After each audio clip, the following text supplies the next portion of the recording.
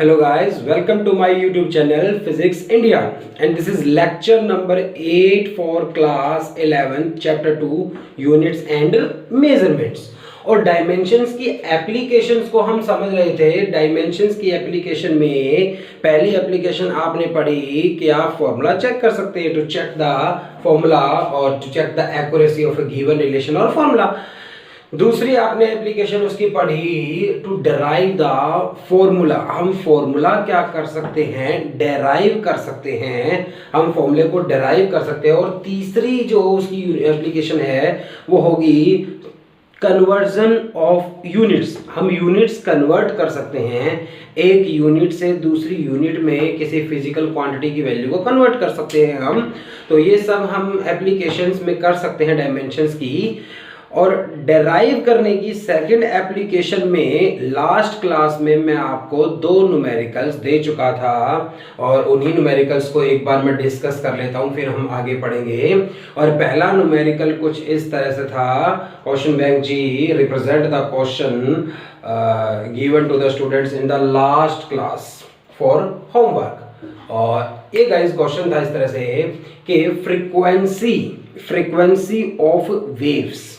Frequency आप जानते हैं गाइस, फ्रीक्वेंसी को रिप्रेजेंट करने के लिए सिंबल जो लिया जा सकता था वो था new. New is the symbol of frequency. तो फ्रीक्वेंसी को हम डिनोट करेंगे न्यू से, तो new is the symbol for frequency. और क्वेश्चन कह रहा है कि फ्रीक्वेंसी डिपेंड्स ऑन लेंथ। तो गाइस फ्रीक्वेंसी डिपेंड कर रही है, प्रोपोर्शनैलिटी साइन लगा लीजिए, डिपेंड कर रही है किस पर, लेंथ पर। और मैं पिछली क्लासेस में आपको समझा चुका हूं कि हम नहीं जानते कि ये इनवर्सली डिपेंड कर रहा है या डायरेक्टली डिपेंड कर रहा है, इसलिए फ्रीक्वेंसी डिपेंड्स ऑन लेंथ की पावर क्या मान ली हमने, ए मान ली। And depends on tension in the string, tension पर डिपेंड कर रही है, टेंशन को टी से डिनोट किया और इसकी पावर क्या मान ली, बी। गाइस टेंशन आपको याद आए, टेंशन एक तरह का फोर्स होता है। टेंशन के डायमेंशंस वही होंगे जो डायमेंशंस फोर्स के होते हैं। Frequency depends on length, length की पावर ए मान ली, टेंशन पर डिपेंड कर रही है, टेंशन की पावर बी मान लीजिए।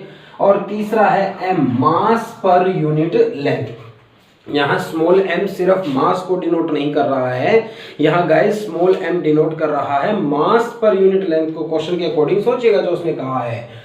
अगला स्टेप आपका ये होता था कि आप ये प्रोपोर्शनैलिटी साइन हटाएंगे तो एक कांस्टेंट लेकर आएंगे, और ये कांस्टेंट जो हमने यहाँ लगाया है ये कांस्टेंट यहाँ डायमेंशनलेस है।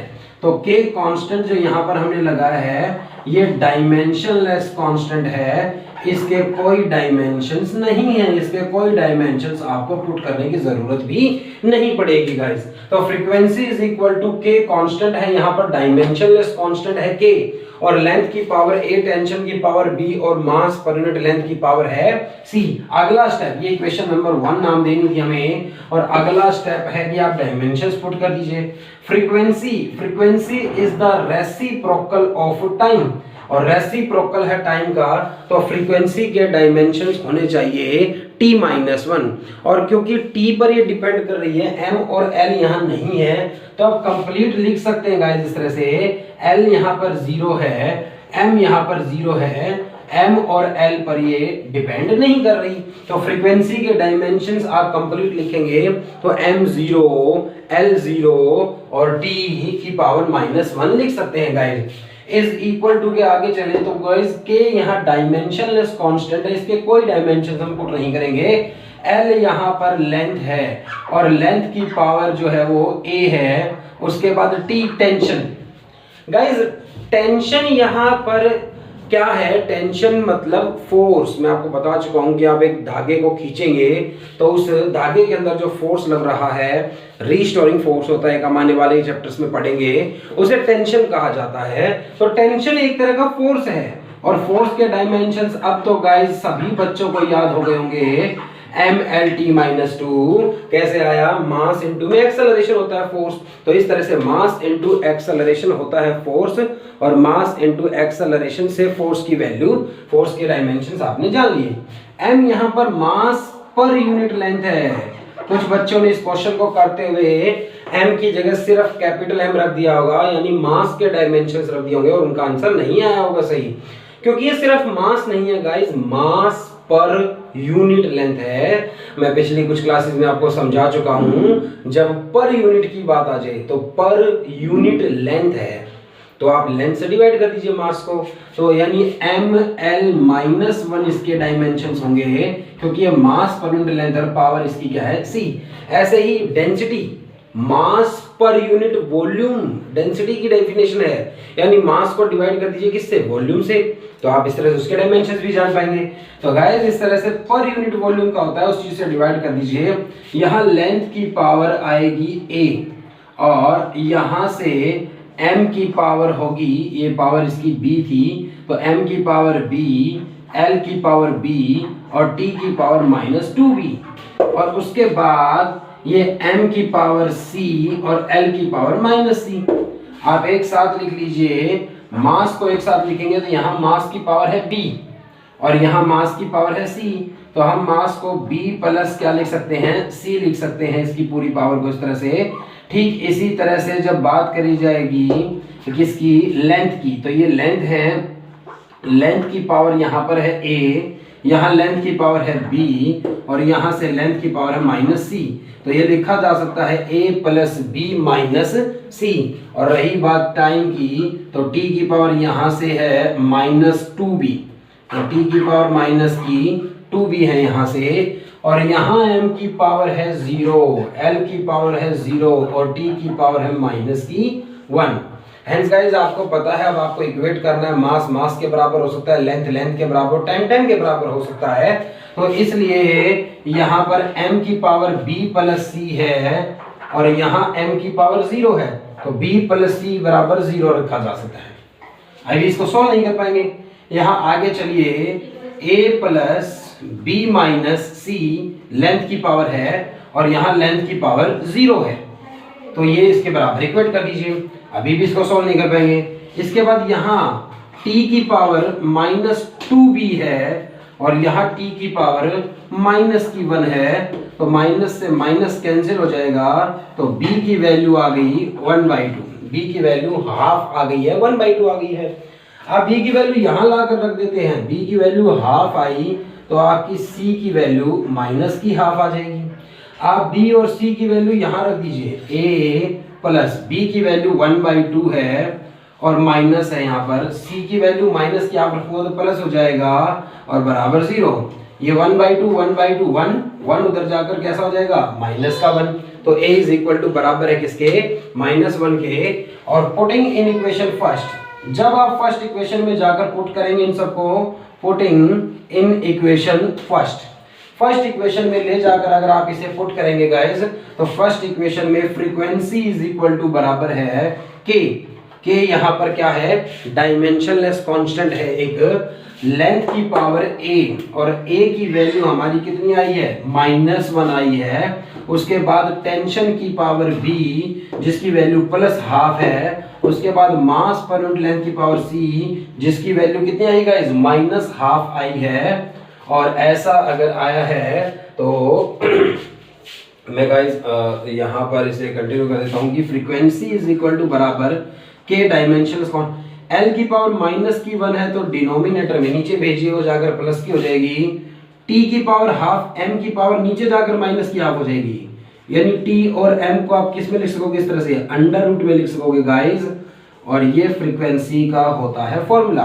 तो फ्रीक्वेंसी = बराबर है k डिवाइडेड बाई l और √, में t/m, यही फ्रीक्वेंसी का फॉर्मूला है। और इसमें k डायमेंशनलेस कांस्टेंट है जिसकी वैल्यू हम डायमेंशन से फाइंड आउट नहीं कर सकते, हम एक्सपेरिमेंट से फाइंड आउट कर सकते हैं, जो हमें इस वक्त नहीं करना है। तो हम अपना आंसर कुछ इसी तरह से छोड़ देंगे k कांस्टेंट की टर्म्स में। तो इसी तरह से हम इस आंसर को छोड़ देंगे गाइस k की टर्म्स में। बहुत सारे बच्चों से क्वेश्चन हुआ होगा, जरूर हुआ होगा, क्योंकि पिछले 2 क्वेश्चंस को मैंने पूरी डिटेल में आपको समझाया था स्टेप वाइज कि आप इस तरह से स्टेप्स फॉलो करें। पहले आप लिखें कि कौन किसके प्रोपोर्शनल है, फिर आप उसके बाद प्रोपोर्शनैलिटी साइन हटाने के लिए डायमेंशनलेस कांस्टेंट k लेकर आएंगे।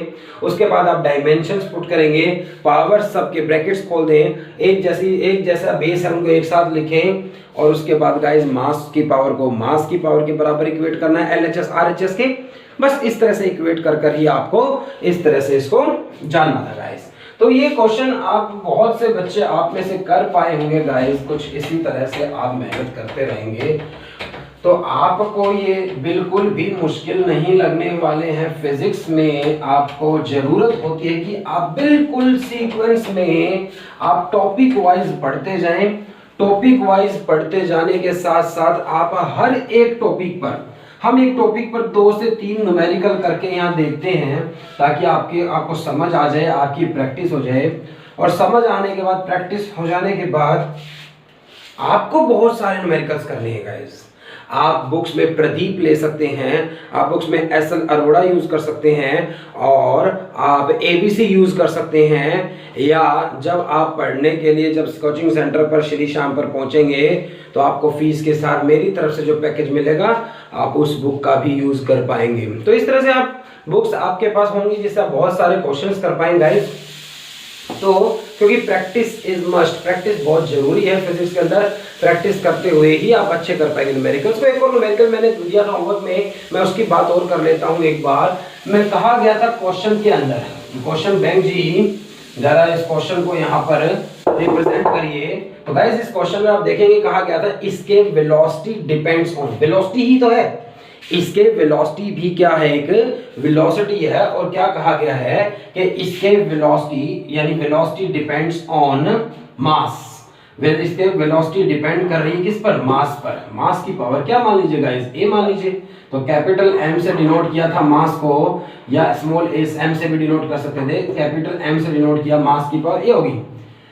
डिपेंड करता है G, यूनिवर्सल ग्रेविटेशनल कांस्टेंट पर डिपेंड करती है इसके वेलोसिटी। पावर क्या मान लीजिए गाइस, B।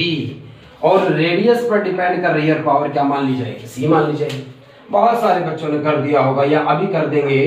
तो प्रोपोर्शनैलिटी साइन हटाया जाए, और प्रोपोर्शनैलिटी साइन हटाकर एक के कांस्टेंट लाया जाए जो कि डायमेंशनलेस है। उसके बाद मास की पावर A है, G की पावर B है, R की पावर C है। इक्वेशन नंबर 1 नाम दीजिए, ये बड़ी इंपॉर्टेंट इक्वेशन है।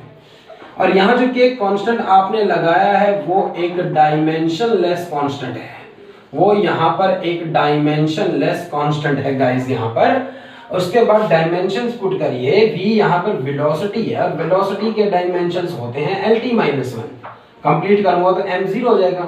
k यहाँ डायमेंशनलेस है, m यहाँ पर मास है, g यहाँ पर यूनिवर्सल ग्रेविटेशनल कांस्टेंट है। और डायमेंशंस की पुरानी क्लासेस में आपने इसके डायमेंशंस फाइंड आउट किए थे, ग्रेविटेशनल फोर्स के फॉर्मूले से फाइंड आउट किए थे। तो ग्रेविटेशनल फोर्स का फॉर्मूला यूज कर आप इसके डायमेंशंस फाइंड आउट कर चुके हैं। और गाइस याद भी हो जाएंगे, m-1 और L³ और T-2 डायमेंशंस हैं यूनिवर्सल ग्रेविटेशनल कांस्टेंट के। R रेडियस यहाँ पर एक तरह की लेंथ है, उसको L लिखेंगे और पावर क्या हो जाएगी, C। तो फिर गाइस ब्रैकेट खोलने पर यहाँ मास की पावर है A, यहाँ -1 है, बाहर B है, यहाँ से आपको मिलेगी -B। मैंने एक साथ लिख दिया गाइस, इसमें स्टेप छोड़ दिया गया है।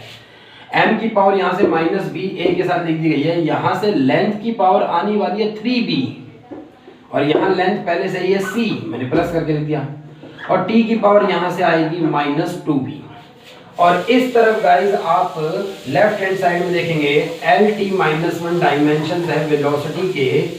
तो m इसके अंदर क्या है, 0 है, m इसके अंदर 0 है। अगला स्टेप बहुत सिंपल है कि मास को मास के बराबर और लेंथ को लेंथ। यहाँ मास की पावर a-b है और यहाँ मास की पावर 0 है, तो a-b बराबर 0 होना चाहिए। यहाँ लेंथ की पावर 3b + c है और यहाँ लेंथ की पावर 1 है, आप इसके बराबर रख दीजिए। उसके बाद यहाँ t की पावर -2b है और यहाँ t की पावर -1 है, माइनस से माइनस कटेगा तो b की वैल्यू हाफ है। b की वैल्यू यहाँ लाकर पुट करिए, b की वैल्यू हाफ पुट करी जाए तो a की वैल्यू भी हाफ आ जाएगी। और यहाँ पर ले जाकर पुट करिए आप किसकी, b की वैल्यू, तो ये 3 है और ये b की जगह मैं हाफ पुट करूंगा प्लस c = 1, तो ये 3/2 + c = 1, c = ये उधर जाएगा -1/2 बचेगा। फिर से वही काम करना है आपको, putting in equation first. First equation में ले जाकर क्या कर दीजिए, इसे पुट कर दीजिए, और फर्स्ट इक्वेशन में ले जाकर पुट करें तो इसके वेलोसिटी का फॉर्मूला बनता है के डायमेंशन मास की पावर ए, एम की पावर ए जो कि हाफ आई थी, उसके बाद जी यूनिवर्सल ग्रेविटेशन कांस्टेंट की पावर बी वो भी हाफ आई थी, और रेडियस की पावर सी उसकी वैल्यू माइनस की हाफ आई है। तो माइनस वाली टर्म को नीचे भेज देंगे गाइस, हेंस इसके वेलोसिटी इज इक्वल टू बराबर है के डायमेंशनलेस कांस्टेंट है m की पावर हाफ, यानी m अंडर रूट में होगा, g की पावर भी हाफ है, इसका मतलब g भी अंडर रूट में होगा, r की पावर माइनस की हाफ है, r नीचे जाकर अंडर रूट में होगा, और गाइस ये वैल्यू होगी, और डायमेंशंस आपको एक्सपेरिमेंट से पता चलेगा कि इसके कांस्टेंट की वैल्यू √2 है गाइस। तो ये इसके वेलोसिटी का फॉर्मूला होता है √2gm/r। तो ये इसके वेलोसिटी का फॉर्मूला होता है जो हमने डिराइव किया इस तरह से गाइस। बहुत सारे बच्चों ने क्वेश्चंस किया होगा, कर पाए होंगे। हम आज इसी तरह से आप करने की कोशिश करते रहिए और आप जरूर इन क्वेश्चंस को ऐसे ही सीख पाएंगे। तो गाइस डेराइव करना, फॉर्मूले डेराइव करना आप जो है वो समझ गए हैं, तो फॉर्मूले डेराइव करना आप कर पा रहे हैं। मैं एक और क्वेश्चन आपको होमवर्क में दे रहा हूं, उस क्वेश्चन को आप करिएगा। क्वेश्चन बैंक जी एक क्वेश्चन है रेनॉल्ड्स नंबर का, होमवर्क में बड़ा टिपिकल सा क्वेश्चन है। ये सारे क्वेश्चंस बहुत ही आसान थे क्योंकि इनमें 3 चीजों पर फॉर्मूला डिपेंड कर रहा है या 3 से कम पे डिपेंड कर रहा है। तो डायमेंशंस की ये लिमिटेशन है गाइस कि अगर कोई फॉर्मूला 3 से ज्यादा, जैसे फ्रीक्वेंसी डिपेंड कर रही थी मास पर यूनिट लेंथ पर और टेंशन, 3 चीजें थी। टाइम पीरियड का फॉर्मूला डिपेंड कर रहा था मास, लेंथ और एक्सेलरेशन ड्यू टू ग्रेविटी, 3 पर। 3 हो सकती है, 3 से कम हो सकती हैं। अगर कोई फिजिकल क्वांटिटी 3 से ज्यादा फिजिकल क्वांटिटीज पर डिपेंड कर रही है, डायमेंशंस की मदद से आप वो फॉर्मूला डिराइव नहीं कर पाएंगे गाइस, ये लिमिटेशन है इसकी। अगर किसी फॉर्मूले में लॉगरिथम है, अगर किसी फॉर्मूले में एक्सपोनेंशियल टर्म है, अगर किसी फॉर्मूले में ट्रिग्नोमेट्रिक फंक्शंस हैं यानी साइन थीटा, कॉस थीटा, ऐसी टर्म्स अगर किसी फॉर्मूले में है तो डायमेंशंस की मदद से आप वो फॉर्मूला डिराइव नहीं कर पाएंगे। क्यों? क्योंकि ट्रिग्नोमेट्रिक फंक्शंस कैसे हैं? डायमेंशनलेस हैं। Sine theta, cos theta, tan theta, इनके आप कोई डायमेंशंस तो पुट कर ही नहीं पाएंगे, और जब आप कोई डायमेंशंस पुट नहीं कर पाएंगे तो वो तो वैनिश हो जाएंगे वहां से, और वैनिश हो जाएंगे तो आप उस फॉर्मूले को डिराइव नहीं कर पाएंगे गाइस। तो क्या क्या लिमिटेशंस हैं हम धीरे धीरे सीखते जा रहे हैं और लिमिटेशंस बताते जा रहे हैं आपको। पहली लिमिटेशन में मैंने क्या बताया था गाइस आपको कि ये जो डायमेंशनलेस कांस्टेंट के लगा रहे हैं हम, इस डायमेंशनलेस कांस्टेंट के की वैल्यू को आप फाइंड नहीं कर पाएंगे डायमेंशंस की मदद से। 3 से ज्यादा क्वांटिटीज पर अगर फॉर्मूला डिपेंड कर रहा है, 3 से ज्यादा क्वांटिटीज पर अगर फॉर्मूला डिपेंड कर रहा है तो आप फॉर्मूले को डिराइव नहीं कर पाएंगे। अगर मान लीजिए cos थीटा, tan थीटा यानी ट्रिग्नोमेट्रिक फंक्शंस, लॉगरिथमिक फंक्शंस और एक्सपोनेंशियल फंक्शंस हैं किसी फिजिकल क्वांटिटी में, तो आप उसे भी डिराइव नहीं कर पाएंगे गाइस। आप सारे फॉर्मूले ऐसे डिराइव कर रहे हैं जिसमें मल्टीप्लिकेशन या डिवीजन है, आप ऐसे फॉर्मूले डिराइव नहीं कर पाएंगे जिसमें प्लस या माइनस में 2 या 2 से ज्यादा टर्म है, जैसे s is equal to ut plus half at का स्क्वायर। इस तरह के फॉर्मूले गाइस हमने डिराइव करके देखे ही नहीं, और आप इस तरह के फॉर्मूले नहीं डिराइव कर पाएंगे क्योंकि यहाँ 2 टर्म्स हैं जिनमें प्लस या माइनस का साइन आ सकता है। आप ऐसे फॉर्मूले भी डिराइव नहीं कर पाएंगे। आप डायमेंशंस की मदद से ये भी नहीं बता पाएंगे कि कोई फिजिकल क्वांटिटी स्केलर है या वेक्टर। ये लिमिटेशंस हैं गाइस कि कुछ जगह ऐसी आ जाएंगी जहां डायमेंशंस की मदद से आप फॉर्मूले डिराइव नहीं कर पाएंगे। तो गाइस एक क्वेश्चन होमवर्क के लिए आप पहले देख लीजिए। क्वेश्चन बैंक जी रेनॉल्ड्स नंबर के इस क्वेश्चन को रिप्रेजेंट करिए यहाँ पर। गाइस क्वेश्चन कह रहा है रेनॉल्ड्स नंबर एक डायमेंशनलेस कांस्टेंट है, डायमेंशंस नहीं है, वैल्यू उसकी कांस्टेंट होती है। तो Reynolds number is a dimensionless constant, depends on density पर डिपेंड कर रहा है, डिपेंड ऑन वेलोसिटी, वेलोसिटी पर डिपेंड कर रहा है। Depends on coefficient of viscosity. Guys coefficient of viscosity के डायमेंशंस निकालने मैंने पहले आपको बताए थे, क्वेश्चन लिया था, ना हो तो एनसीईआरटी में जाकर देखिएगा और आप कोफिशिएंट ऑफ विस्कोसिटी के डायमेंशंस का फिर यूज करिएगा गाइस। तो वैसे ml-1 t-1 है गाइस। तो अगर बात करी जाए जो है वो हम अभी जान रहे थे कि